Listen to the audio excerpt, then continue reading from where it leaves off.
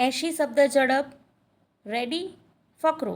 અરજદાર આરોપી Nikol police station first ગુના રજિસ્ટર નંબર 80/2015ના કામે ઇપીકો કલમ 324, 326, 143, 147, 148, 149 તથા જીપી એક્ટની કલમ 135(1) મુજબના ગુનામાં જ્યુડિશિયલ કસ્ટડીમાં હોય ક્રિમિનલ પ્રોસિજર કોડની કલમ 439 હેઠળ દિન 30ના કામચલાઉ જામીન પર મુક્ત થવા માટે હાલની અરજી કરી જણાવેલ છે કે અરજદારની માતા શારદાબેન કાળુપુરી ગોસ્વામી હૃદયરોગની બીમારીથી પીડાય છે અને તેણીની સારવાર તાત્કાલિક ધોરણે થવી આવશ્યક અને અનિવાર્ય છે.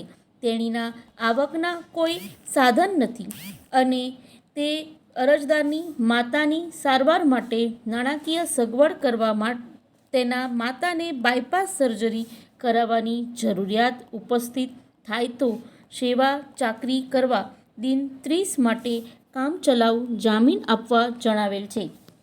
ફકરો. સદર અરજી સંબંધે ચકાસણી અર્થે તક અધિકારીશ્રીએ આંક 5થી રિપોર્ટ રજૂ કરેલ છે.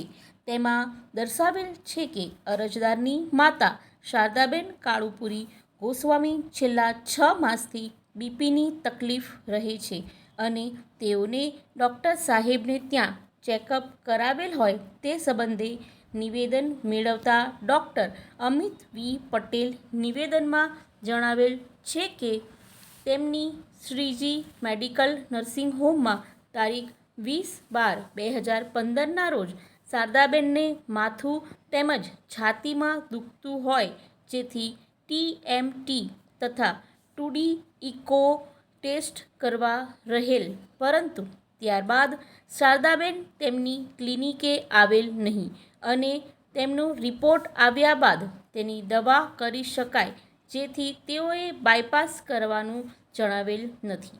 જ્યારે શારદાબેનના પતિ એટલે કે અરજદારના પિતાએ શારદાબેનની બાયપાસ સર્જરી કરાવવા ડૉક્ટર સાહેબને જણાવેલ હોવાનું નિવેદન કરેલ, પરંતુ શારદાબેનના TMT કે ઇકો ટેસ્ટ રિપોર્ટ કરાવવામાં આવેલ હોય તેવા સમર્થનમાં કોઈ મેડિકલ આધારો રજૂ કરેલ નથી તેમજ ડૉક્ટરશ્રીના નિવેદન મુજબ આવા કોઈ રિપોર્ટ મુજબ શારદાબેન તેમની પાસે આવેલ નથી, જેથી અરજદારની માતાની બાયપાસ સર્જરી કરાવવાની જરૂરિયાત ઊભી થઈ હોય તેવું જણાતું નથી.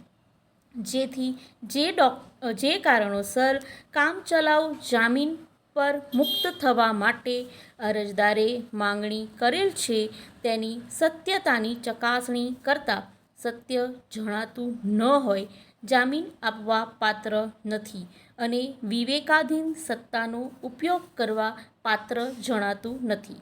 ફકરો. વાદી દ્વારા હાલની નોટિસ ઓફ મોશનથી પ્રતિવાદી સામે કામચલાઉ મનાઈ હુકમ મેળવવા માટે અરજી કરવામાં આવેલી છે અને અરજીમાં નીચે મુજબની દાદ માંગવામાં આવેલી છે. ફકરો. આ કામના પ્રતિવાદી દ્વારા BPMC એક્ટની કલમ 260(1) તથા 260(2) જે નોટિસો આપવામાં આવેલ છે તે નોટિસો ખોટી છે.